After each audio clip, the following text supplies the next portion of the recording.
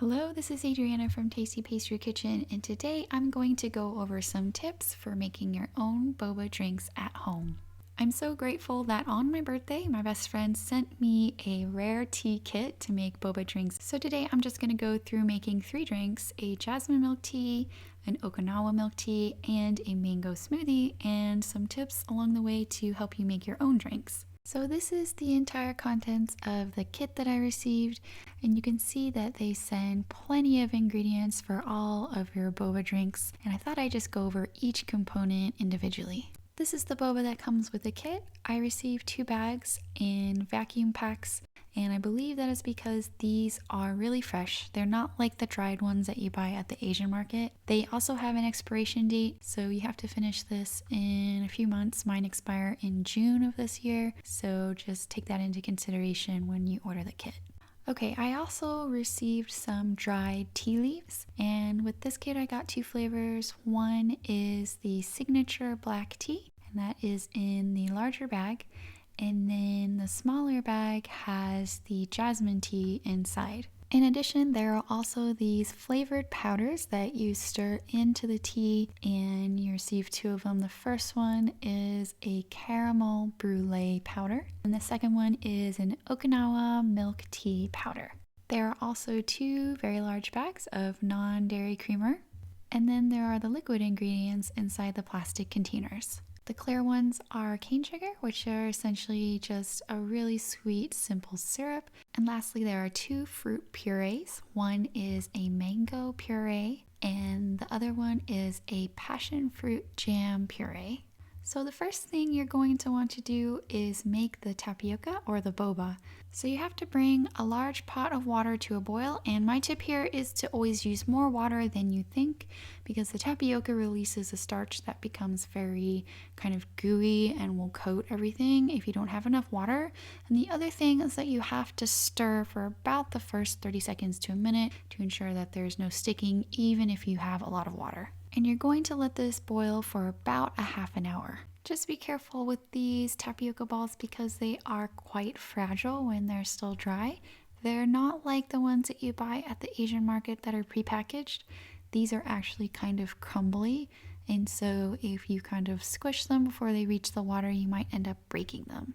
After it's done boiling, turn off your heat source, cover with the lid, and let it sit in that hot water for another 30 minutes. The next thing you're going to want to do is rinse the boba in cold water, which you can do in either a bowl full of cold water or just over the sink using a strainer and the faucet.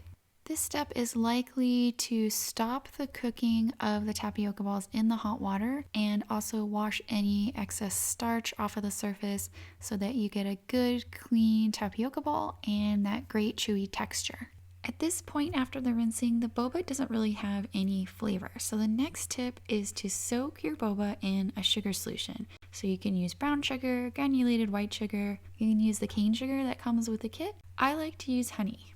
I just think it adds like a really unique flavor to the boba and the drink, and all you do is just drizzle in some honey or whatever sugar solution that you're using, and then add a little bit of hot water just to cover the top of the boba so that they don't dry out. And you want to let this sit for about 10 to 15 minutes to allow the sugar to kind of soak into the balls. This also acts as a kind of preserving agent, so you can keep the boba like this all day. I've done that before and it's still good by the end of the day. Speaking of which, let's move on to the teas, which are the base of most of the caffeinated drinks included in this kit. So the type of tea that we're brewing is going to be a lot stronger than if you were to drink it plain.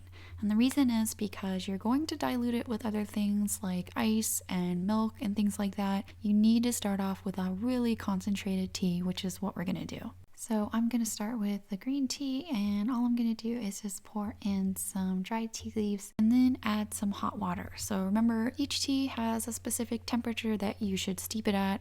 So green tea is typically lower than like the black teas.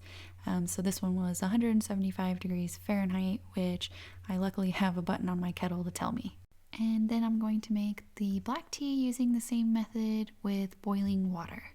So the first drink is a jasmine milk tea, and the first step is to add the boba directly to the glass. I would definitely add the boba first for these milk teas that don't require any powder mixing. Next, add in your super concentrated jasmine tea, then a splash of the sugar syrup. Stir just a little bit to dissolve the sugar syrup and then add your milk. And then if you like, you can add some ice cubes at the end. Okay, the next drink up is the Okinawa milk tea, and we will start by making the liquid portion first and then adding the boba last. So the base of this drink is the black tea, so we'll add that first. Then add the flavoring or the powder component of this drink, which is the Okinawa milk powder, and then a little bit of the non-dairy creamer. Now to dissolve the powders, you're going to have to stir pretty vigorously, which brings me to my next tip. Fat-based powders such as this non-dairy creamer and perhaps the Okinawa milk powder have a hard time dissolving in liquids that are cold. If you ever make protein shakes, you know what I'm talking about. So if you don't have warm tea, you can either use a blender or you can use a whisk like I'm doing here. It'll just take a little bit longer. And once you have that all dissolved, go ahead and add your boba in. And then again, you can add some ice cubes at the end. Okay, for the third and final drink, I really wanted to try one of the fruit purees, and so I decided on a mango smoothie. So these drinks are pretty straightforward. Just like you make a smoothie, you would put everything in a blender, kind of blend it up, and then add the boba at the end. So I like doing this one for the kids because it doesn't have any caffeine in it. For this drink, all you have to do is add a little bit of the mango puree, some of the simple syrup, a little bit of water to loosen it all up, and some ice cubes. Blend that up until it's nice and smooth. Add some tapioca to a glass, and then pour the smoothie on top of it, and that's it. And here they are, 3 different homemade boba drinks. I of course use the RareTea boba kit, but you could really apply these tips to any kind of homemade boba drinks. One last tip, make sure that you have those really fat boba straws. I am using these reusable plastic straws, and I will link them down in the description below. Okay, let's give these drinks a taste.